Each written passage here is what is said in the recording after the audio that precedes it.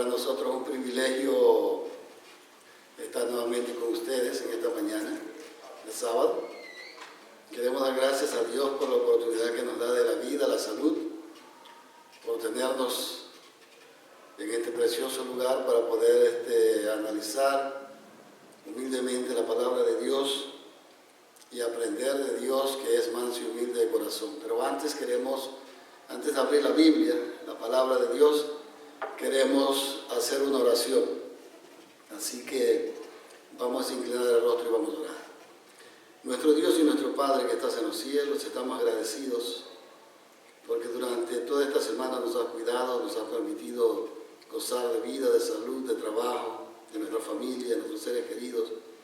Pero también, Señor, habrán algunos que han tenido ciertas dificultades, problemas, los cuales los queremos poner, oh Dios, en tus manos. Ten cuidado de cada uno de nosotros, Señor, te necesitamos de tu amor, de tu misericordia. Y en esta mañana, oh Dios, háblanos a través de tu palabra, que tu Espíritu abra nuestra mente, el entendimiento y nos ayude a comprender tu verdad. Padre querido, que lo que vamos a estudiar en esta hora sea tu palabra, no la nuestra.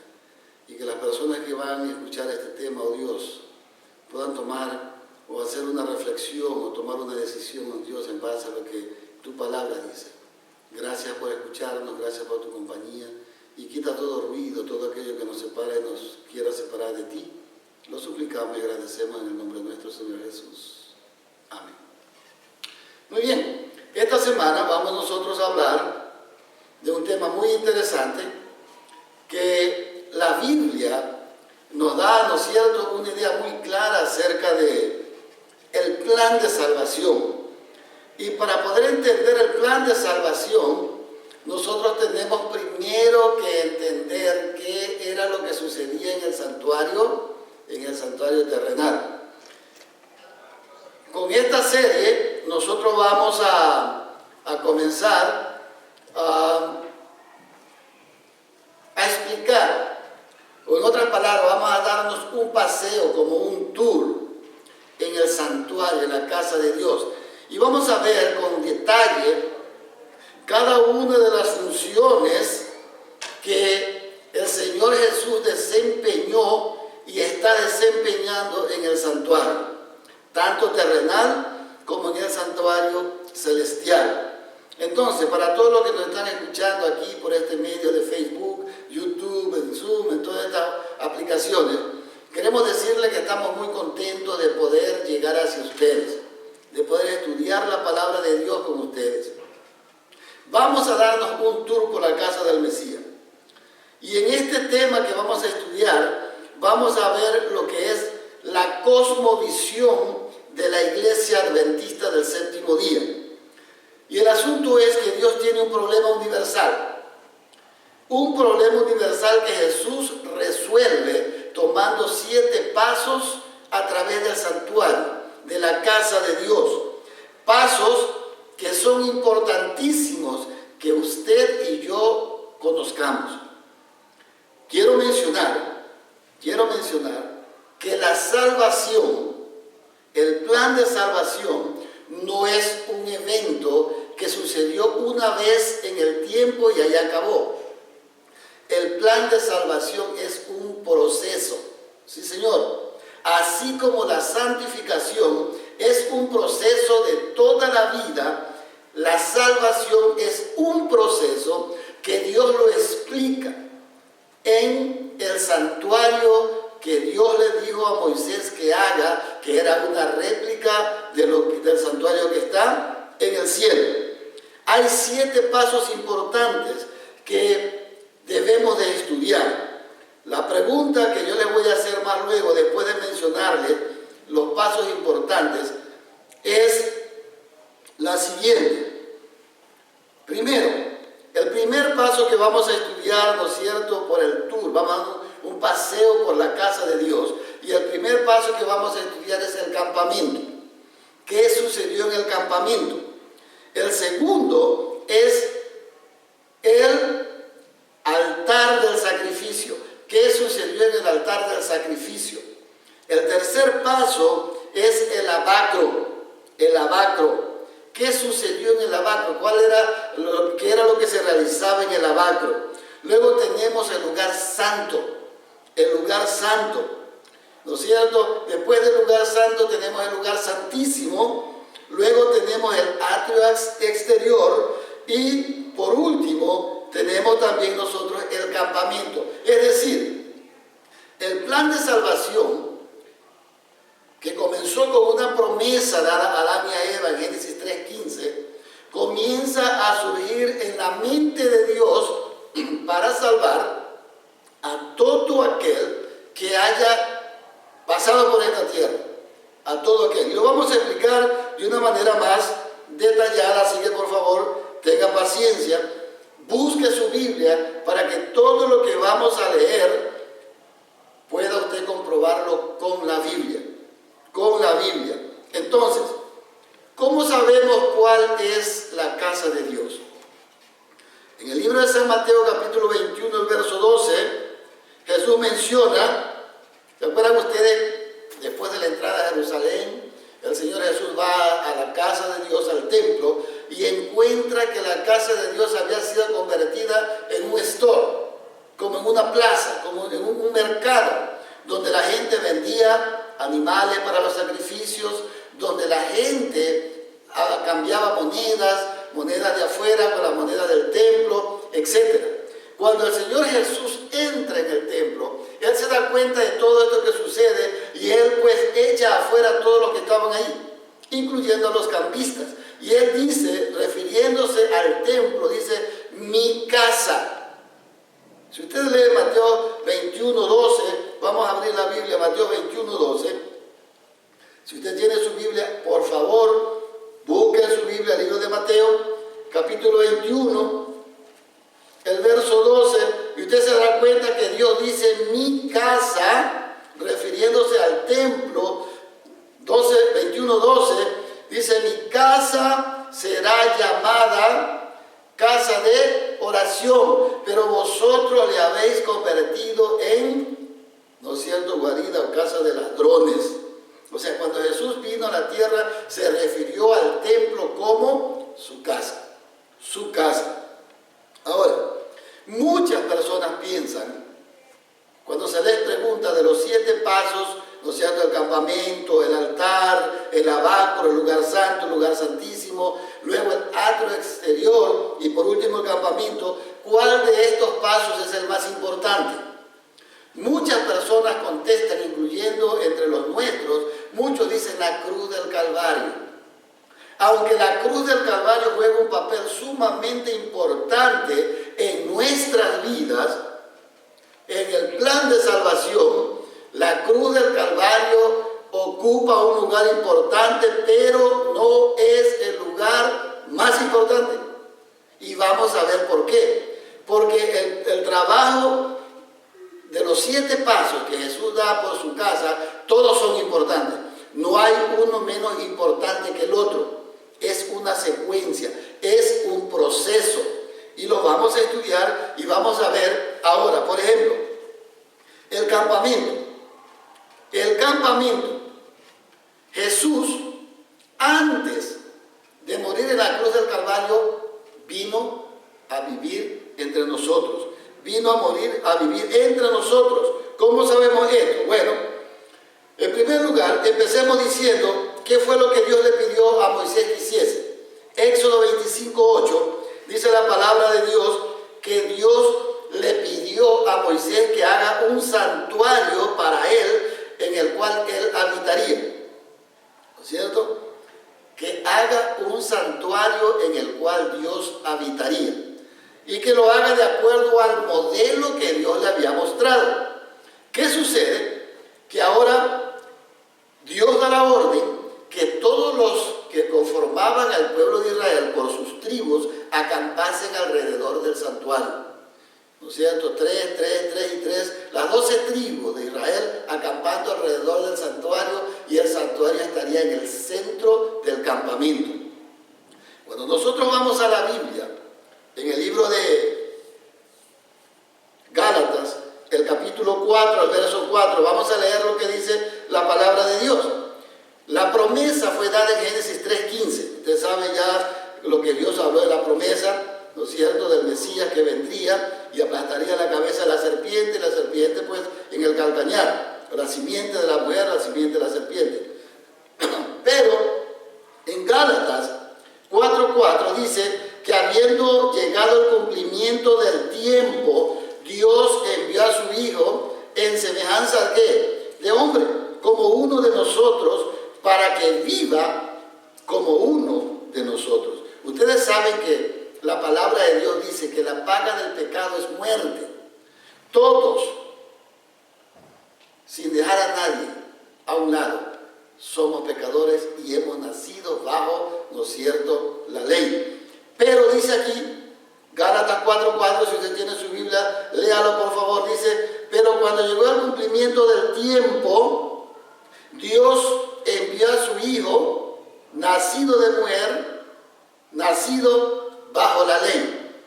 No es que, bueno, lo vamos a explicar más luego, solo quedemos ahí, nacido de mujer. Ahora, en Juan 1:14 dice la Biblia, y aquel verbo se hizo carne, fue hecho carne, y habitó en forma, ¿no es cierto?,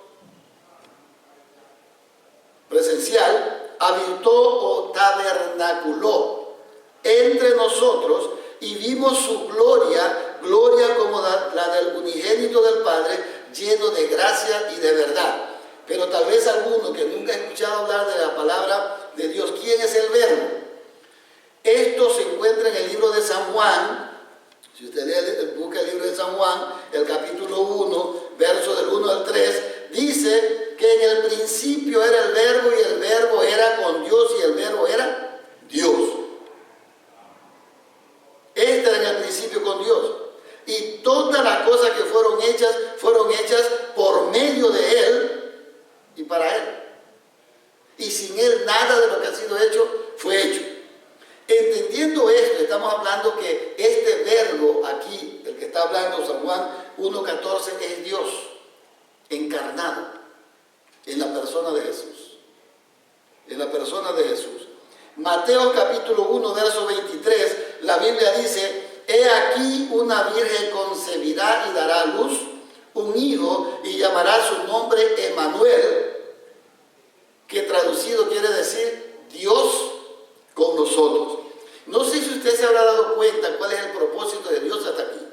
El propósito de Dios es vivir primero entre nosotros, en el campamento, un campamento, un santuario. En segundo lugar, dice Dios, yo quiero vivir ahora con ustedes en persona, como uno de ustedes, como uno de ustedes. La pregunta es, ¿por qué Dios tenía que convertirse en uno de nosotros para solucionar el problema universal que había causado el pecado?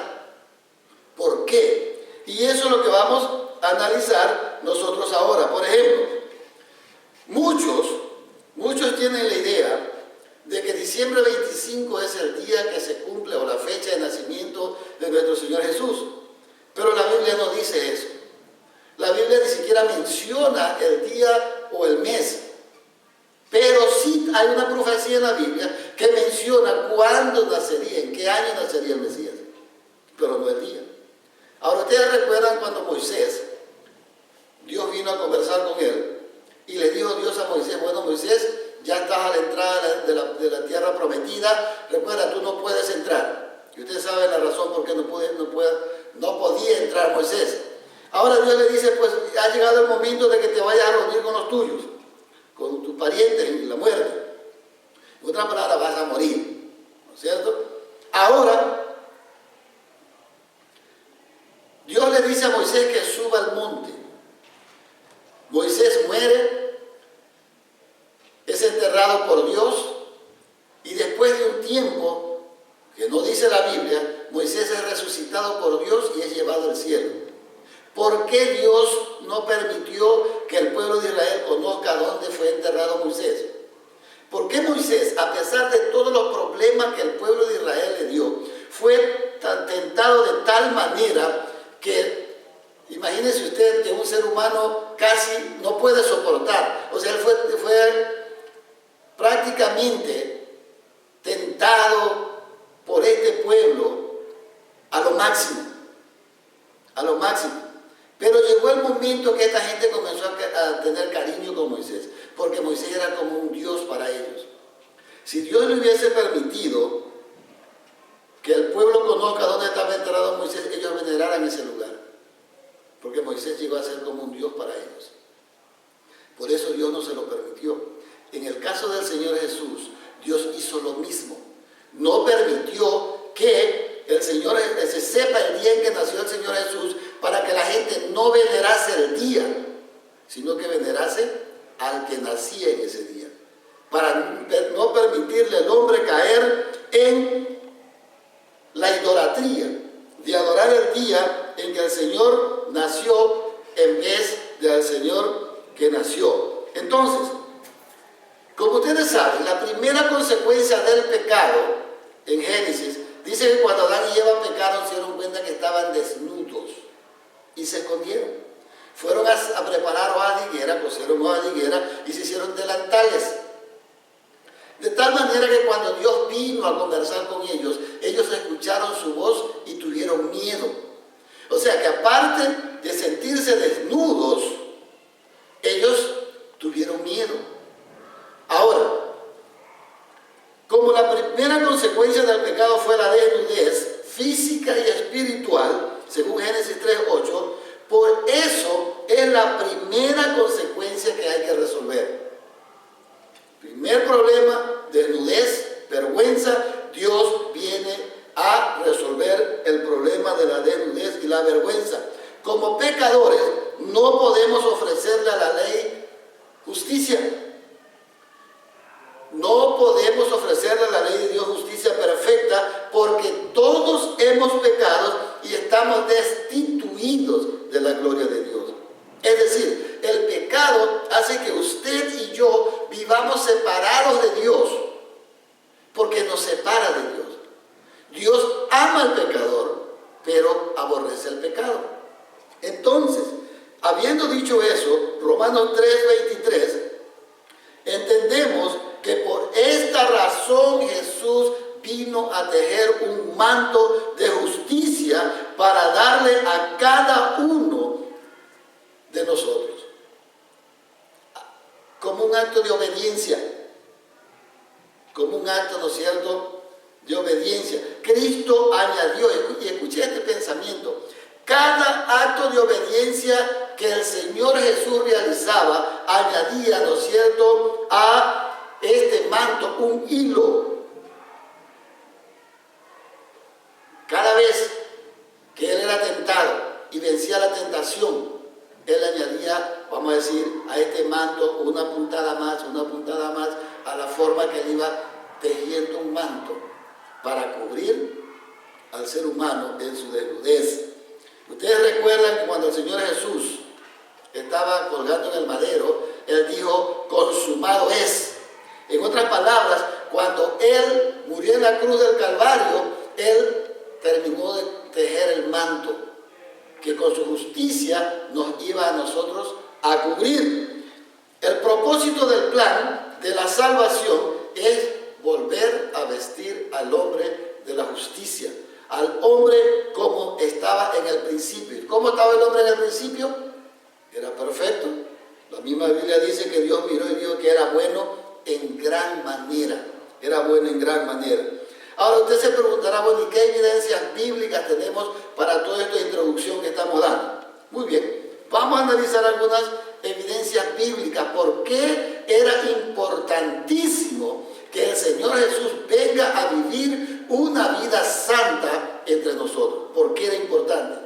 No solamente Él tenía que venir, ¿no es cierto? Bueno, aquí estoy, la profecía dice que tú tienes que sacrificarme como está estipulado en el santuario, en la ley que se le da a Moisés, y aquí estoy, así que vamos, ¿quién me va a crucificar? No, Él primero tenía que venir a vivir con nosotros la vida que usted y yo no podemos vivir. Una vida santa y perfecta, porque la ley de Dios es santa y perfecta y requiere que el ser humano viva esa vida santa y perfecta. Veamos. En primer lugar, vamos a ver acerca de el sacerdote y la víctima tenían que ser perfectos. Tanto el que oficiaba como la víctima, el cordero, tenían que ser perfectos. Veamos a la Biblia. Vamos a la Biblia, libro de Levítico, capítulo 22, verso 20 al 22. Vamos, abra su Biblia, por favor. Libro de Levítico, capítulo 22. Y vamos a leer los versículos 20 al 22. Muy bien. Mire lo que dice. Y preste atención a lo que la palabra de Dios dice en el versículo. Dice, ninguna cosa en que haya defecto ofreceréis. Hablando de los sacrificios que tenían que presentarse delante de Dios, dice, ninguna cosa en la que haya defecto ofreceréis, porque no será acepto por vosotros. Es decir, cualquier sacrificio que el hombre viniese a presentar delante de Dios, si no era perfecto, no sería aceptado. Y ahí me trae la memoria, ¿no es cierto?, cuando Caín y Abel fueron a presentar delante de Dios el sacrificio. Dios había pedido que fuera un animalito, que representaba el Cordero de Dios que quita el pecado del mundo. No frutas, no lo que la persona, ni por más bonito que esté, quiera traer a Dios. No es una ofrenda de acuerdo a mi concepto, es una ofrenda de acuerdo al concepto de Dios. Perfecto. Asimismo, versículo 21, cuando alguno ofreciere sacrificio en ofrenda de paz a Jehová para cumplir un voto o como ofrenda voluntaria, sea de vacas o de ovejas, para que sea aceptada, será sin defecto. Nuevamente, llevamos 2 veces sin defecto, no debe tener. Y la Biblia es bien específica, porque mire, el versículo 22 lo que dice: ciego, perniquebrado, mutilado, verrugoso, sarnoso o roñoso, no ofreceréis estos a Jehová, ni de ellos pondréis ofrenda encendida sobre el altar de Jehová.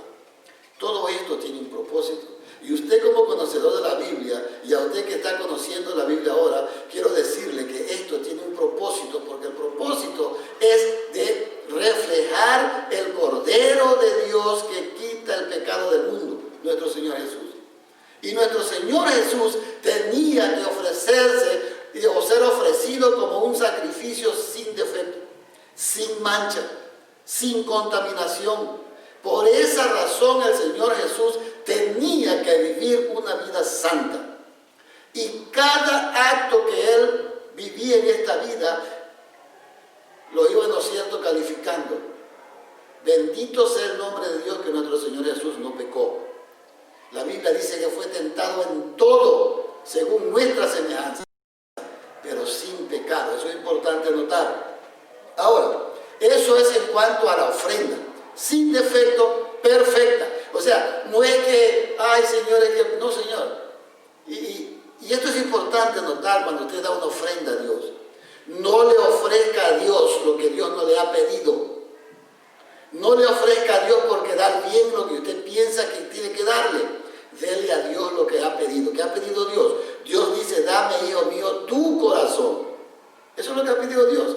¿Qué ha pedido Dios? Dios dice, abre la puerta. Yo quiero entrar a tu vida. Eso ha pedido Dios.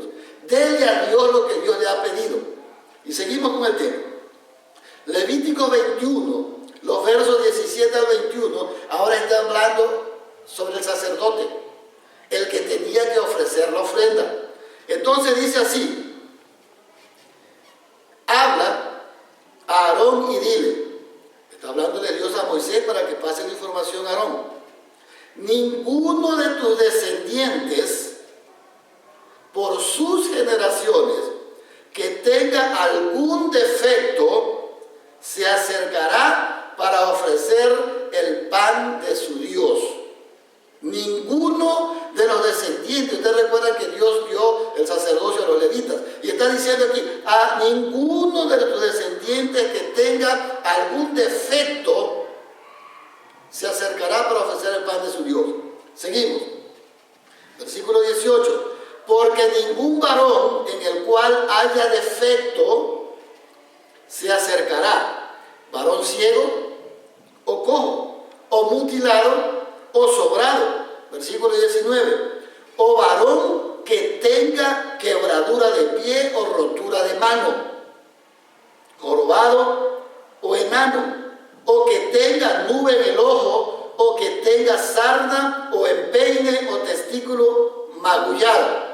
Versículo 21, ningún varón de la descendencia del sacerdote Aarón en el cual haya defecto se acercará para ofrecer las ofrendas encendidas para Jehová. Y termina diciendo el versículo 21, dice, hay defecto en él. Si hay defecto en él, no se acercará a ofrecer el pan de su Dios. Ustedes se están dando cuenta de la importancia que tenía la vida del Señor Jesús en la tierra. Que desde muy pequeño tenía que vivir una vida temerosa de Dios y apartada del mal. Entonces, cuando nosotros analizamos las condiciones tanto del Cordero, que representaba el Cordero de Dios que quita el pecado del mundo, como el sacerdote que ofrecía la ofrenda, ambos tenían que ser sin defecto. Tenían que ser sin defecto. Ahora, mire usted lo que dice el libro de Éxodo, capítulo 12, versos 5 y 6. Abra su Biblia conmigo, por favor, y mire lo que dice el libro de Éxodo, capítulo 12, versos 5 y 6. El Cordero Pascual no podía tener defecto. Y escuche bien. Me imagino que usted está viendo su Biblia y está leyendo. Dice así, el animal será sin defecto, macho de 1 año.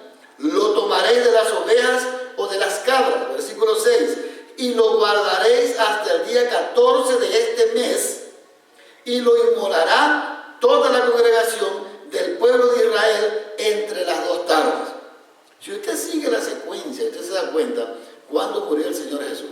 Fue tomado prisionero un jueves, 14, 15, 16, y resucitó el primer día de la semana. Ahora mire usted, la ausencia de defecto físico en la víctima y el sacerdote representaba el hecho de que en Jesús no debía haber defecto físico, moral alguno. ¿Me estoy haciendo entender? Es importante notar esto. La ausencia de defecto físico en la víctima representaba el hecho de que en Jesús no había defecto moral. Así de simple. No debía existir un solo defecto en Jesús, como el Cordero de Dios que quita el pecado del mundo. A veces, y escúcheme bien lo que estamos mencionando ahora, enfatizamos tanto la importancia de la muerte de Jesús que olvidamos que su vida perfecta fue tan necesaria como su muerte en la cruz. Y permítame decirle que si Jesús no hubiese, nuestro Señor Jesús, no hubiese tenido una vida perfecta delante de Dios, su sacrificio no hubiese sido perfecto, porque tampoco sería un Cordero perfecto. Entonces sigamos con el estudio. La importancia de la muerte de Jesús es sumamente importante para nosotros. Una vida perfecta fue tan necesaria como su muerte. Si Jesús, escuche bien este comentario, si Jesús no hubiese vivido una vida perfecta o de perfecta justicia, su Padre no habría aceptado su sacrificio. Porque ya Dios lo había estipulado en el libro de Levítico. Debía de ser sin defecto. La ofrenda tenía que ser sin defecto.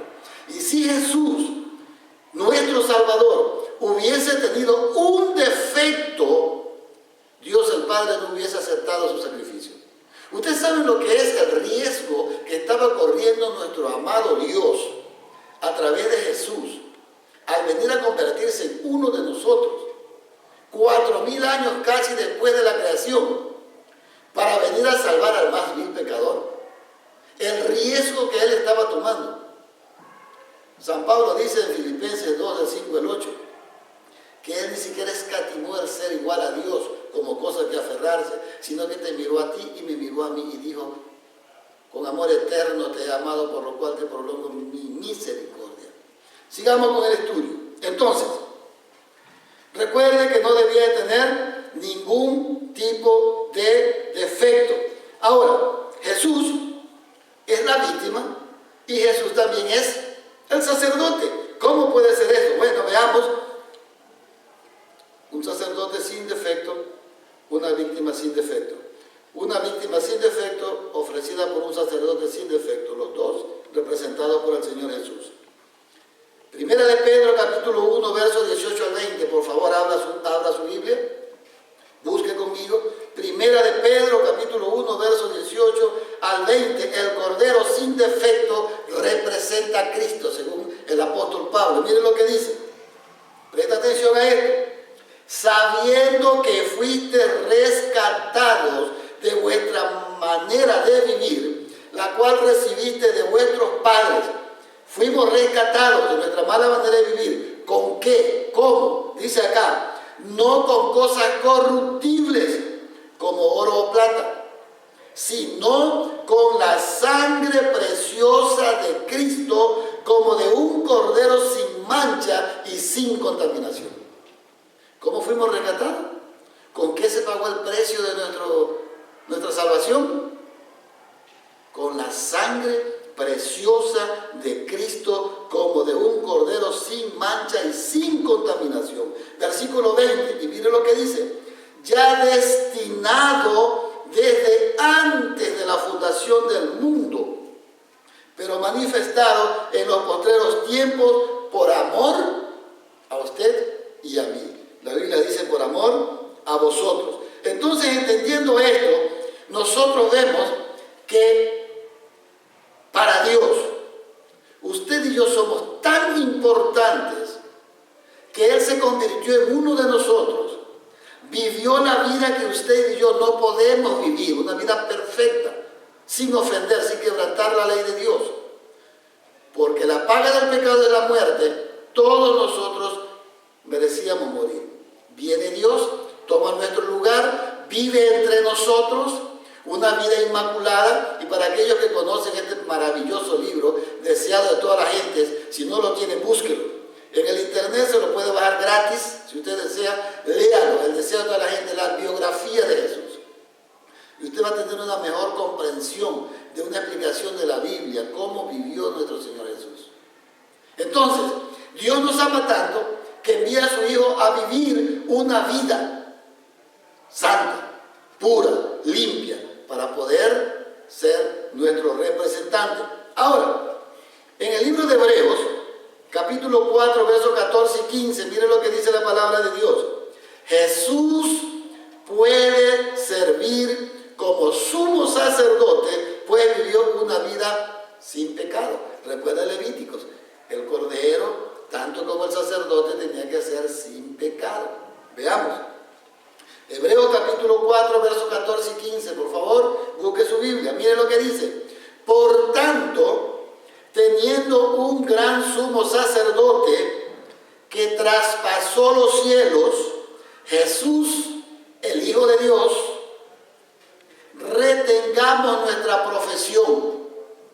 Retengamos nuestra profesión.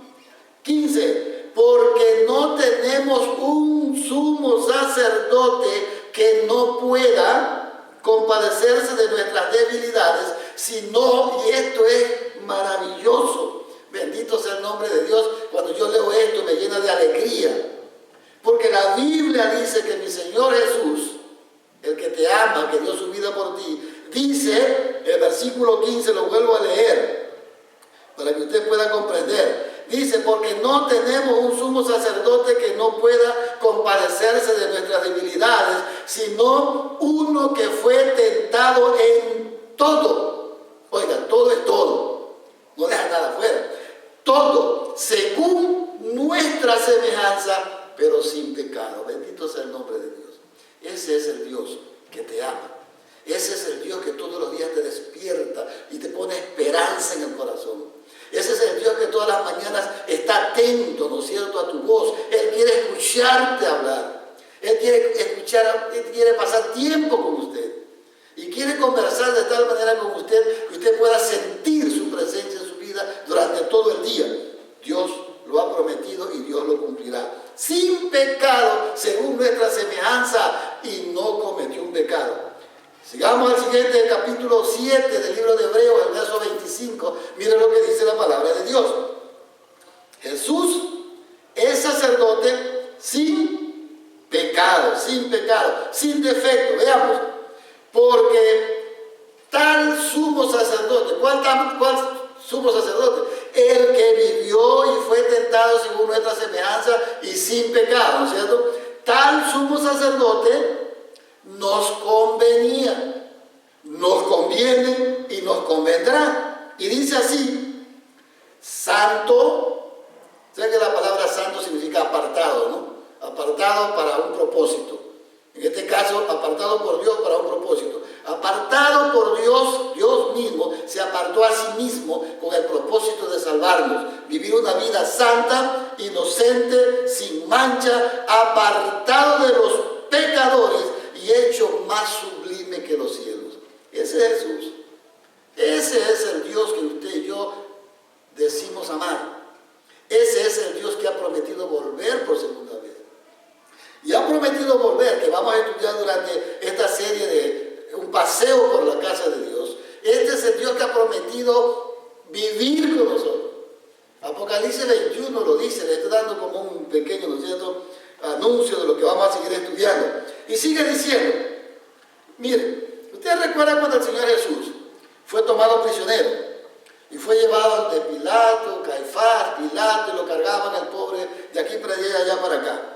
Llega donde Pilato y está ahí, y Pilato comienza a hacerle preguntas al Señor Jesús, y este hombre no ha cometido ningún delito.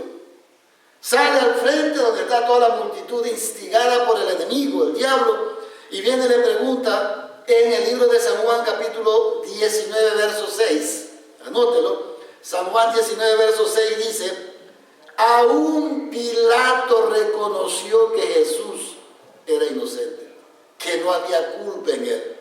Aún Pilato. ¿Quién era Pilato? Un gobernador, un hombre, como cualquier otro gobernador que no teme a Dios ni guarda sus mandamientos. Y dice así, cuando le vieron los principales sacerdotes y los alguaciles, dieron voces diciendo, crucifícale, crucifícale. Pilato les dijo, tomadle vosotros y crucificarle, porque yo no hallo delito en él. Póngase a pensar usted. Pilato está ahí al frente, tiene que encontrar un delito para acusar a Jesús y decirle la verdad, tu gente tiene razón, debe de morir. Pero Pilato pasa el tiempo y le hace preguntas y lo analiza y no hay nada. Jesús, si fuera por mí, ya tú estuvieras afuera. Pero sale a preguntarle y la gente dice, crucifícale. Y él dice, yo no he hallado delito en él.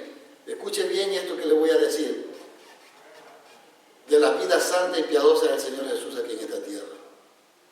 Su vida, su futuro, su eternidad dependía de la vida del Señor Jesús.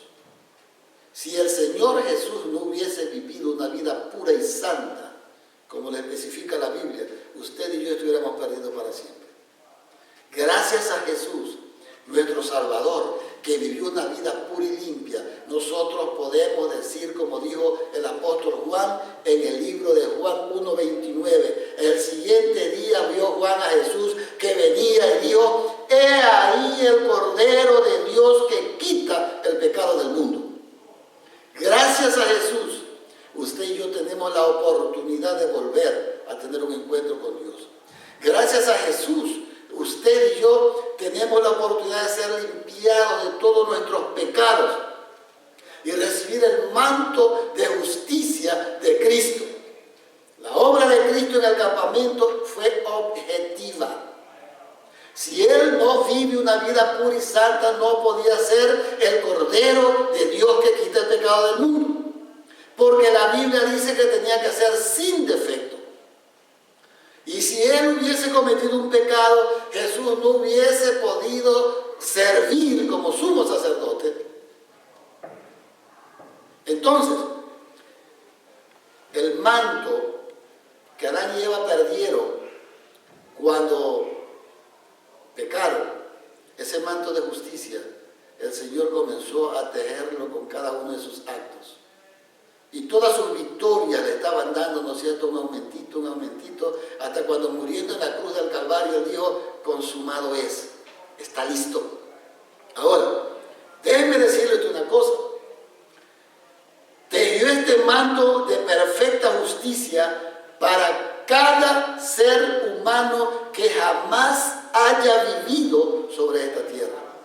Tejió este manto de justicia para que todo ser humano que pase por esta tierra tenga la oportunidad de ser salvo. Y entiéndame bien esto para concluir, porque el próximo tema que vamos a hablar está relacionado con el segundo paso, que es el altar del sacrificio. Entonces, como conclusión, déjenme decir, nuestro Señor Jesús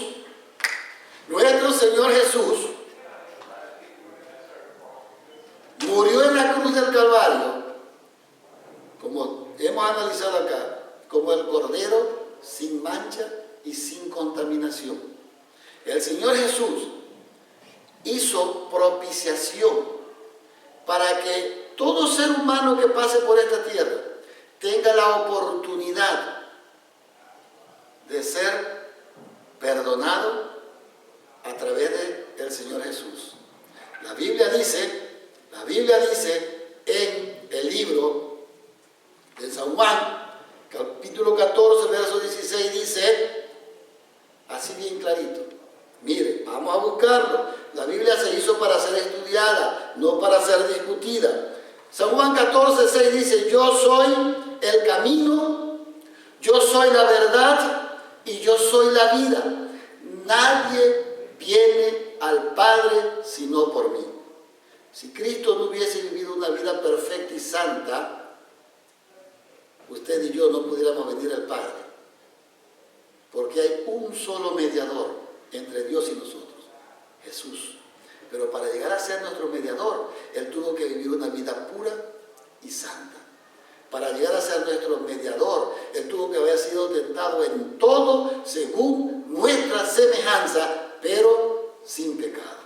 Para llegar a ser nuestro mediador y poder decir, nadie puede venir al Padre sino por mí, Jesús, nuestro Señor, tenía que vivir una vida pura y santa. Entendiendo también esto, recuerden, todos los pasos por la casa del Señor son importantes para nosotros.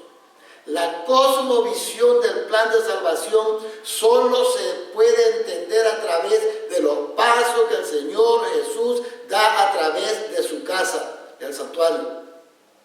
Si usted todavía no ha tenido la oportunidad de analizar el plan de salvación a través del santuario que está escrito en el Nuevo Testamento y luego en el Antiguo Testamento, luego en el Nuevo Testamento, usted necesita sentarse en serio a estudiar lo que usted cree. Porque si a usted le hace falta conocer el plan de salvación a través del santuario, usted no es que está mal, ha empezado, pero tiene que seguir. Es mi deseo y oración que todos nosotros podamos comprender que la salvación que Dios nos está regalando para nosotros es gratis, pero para Él le costó mucho. Usted se imagina la vida del Señor Jesús siendo tentado. Dice la Biblia que cuando Él fue bautizado, fue tomado por el Espíritu y fue llevado al desierto para ser tentado. El diablo estaba a cada instante, cada paso que el Señor Jesús daba atrás de Él para hacerlo tentar, para hacerlo caer. Y llega Él y el diablo sabía que había venido el Señor Jesús. Él sabía que el Señor Jesús había venido, según Isaías, ¿no es cierto?, a desatar las ligaduras de esclavitud que estaba el ser humano metido en el pecado, que el diablo lo tenía dominado. Y Él dice, porque yo he venido a que tengan vida y la tengan en abundancia. Él dice, porque el Hijo del Hombre ha venido a buscar y a salvar lo que se había perdido. El único requisito que nosotros tenemos aquí para poder disfrutar de esto es reconocer que estábamos perdidos, que la paga del pecado es la muerte y que no había nada en nosotros que pudiéramos hacer para justificarnos delante de Dios y poder decir, Señor, bueno, aquí estoy porque yo he hecho esto y aquello, merezco la salvación. Dice la Biblia, porque todos habíamos pecado y todos estábamos destituidos de la gloria de Dios. Gracias a Dios que envió a su Hijo unigénito para que todo aquel que en Él crea no se pierda, mas tenga vida eterna. ¿Usted cree que Cristo puede coger toda su vida, llena de todo lo que usted sabe que tiene, su vida llena de todas esas perplejidades, problemas, dificultades, ansiedades, falta de estima propia, todo usted sabe, todo ese estilo de vida? ¿Usted cree que Jesús puede hacer algo por su vida? Si usted cree que Jesús puede hacer algo por su vida, donde quiera que usted esté, levántese conmigo, oremos a Dios y digamos, Señor, yo pongo mi vida tal como está y la tuya pura y limpia para que la justicia divina sea imputada en mi vida. Y a través de Cristo nuestro Señor, Dios me pueda ver como que nunca he pecado. Si es así, póngase de pie y vamos a orar. Querido Dios, reconociendo que el pecado causó que nuestras vidas estuvieran separadas de usted, que la paga del pecado es la muerte y que la única solución no está en el ser humano, no está en nosotros. La única solución tiene que venir de afuera y tiene que venir de usted. ¿Quién más que el Hijo unigénito suyo, Dios, el Dios que se hizo carne y que vivió entre nosotros y vimos su gloria, gloria como la del unigénito del Padre lleno de gracia y de verdad? ¿Quién más que Él, Señor, que tomó la decisión por el inmenso amor que siente por nosotros para rescatarnos, tomando el riesgo, Señor, tomando el riesgo de fallar? Pero bendito seas, oh Dios eterno, que nuestro Señor Jesús se mantuvo siempre tomado de su mano, que siempre dependió de su voluntad, y como Él ha dicho, yo no he venido a hacer mi voluntad, sino la voluntad del que me envió. Padre, ayúdenos también a nosotros a hacer su voluntad. Ayúdenos a aceptarle tal como la Biblia dice, como nuestro único sustituto y salvador. Padre, cambia nuestras mentes, cambia nuestros corazones. No permita que el orgullo, la vanidad se apoderen de nosotros. Padre, danos fe y ayúdanos a estudiar tu palabra y a conocerte mejor. Que el próximo tema que tengamos, Padre, podamos estudiar acerca del sacrificio que usted realizó a través de su Hijo por nosotros en la cruz del Calvario. Padre, danos vida para poder terminar esta serie y poder enseñar a muchos que tú eres un Dios maravilloso, un Dios lleno de amor, y en usted, oh Dios, hay salvación. Gracias por amarnos, gracias por estar atentos, gracias porque eres bueno. Y bendice a todos mis amigos, seres queridos, y a todos los que están presentes y a los que estarán viendo este video. Padre, llena sus corazones de tu presencia y tu misericordia nos alcance. Lo agradecemos y pedimos en el nombre de nuestro Señor y Salvador Jesucristo. Amén.